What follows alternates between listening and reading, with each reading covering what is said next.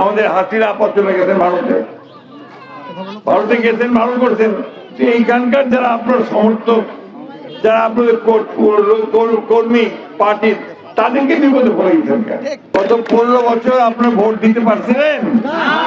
সত্য কথা কইবেন, ভোট দিতে পারেন নাই। আগে ভোটের আগে রাত্রে কয়েছে যে সব ভোট হয়ে গেছে, যাও গিয়া, ঠিক না? আবার কখনো ভোটটা নিয়ে চলে গেছে, বলছে না ভোট দেওয়ার দরকার নেই, ভোট হয়ে গেছে। এই একটা 15 বছর গেছে।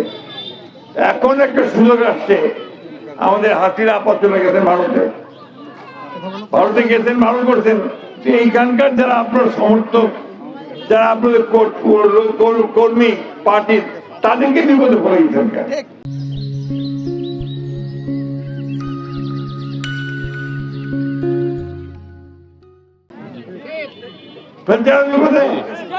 আমরা তাদেরকে জানাতে কোনো বিপদে পড়বেন না, আমরা আছি আপনাদের পাশে। আমরা যারা অন্যায় করছে তাদের শাস্তি হবে, যারা অন্যায় করেনি তাদের কোনো শাস্তি হয়নি, আমরা কোনো শাস্তি হতে দেব না।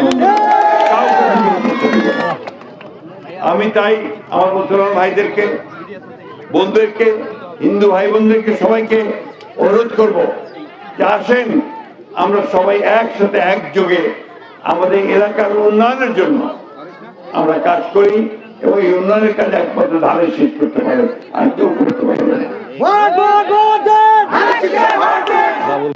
আপনারা কয়েকদিন আগে টেলিভিশনে দেখছেন যে খালেদা জিয়ার নাম শুনছেন, আপনারা শুনছেন?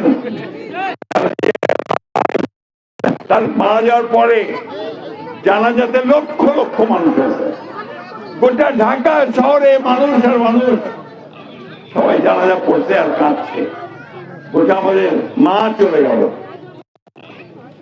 কখন একটা মা আপনার মানুষ কখন কাঁদে? যত আপন জন্য চলে যায়, তাই না?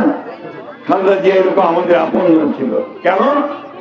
উনি খুব পরিষ্কার করে বলছিলেন, তাকে যখন ওই আগের সরকারটা বলছে যে তুমি বারবার যদি দেশ ছেড়ে চলে যাও, সে পরিষ্কার করে বলছিলেন উনি, আমাকে মেরেও ফেলো, জেলে দাও, তাও এই দেশ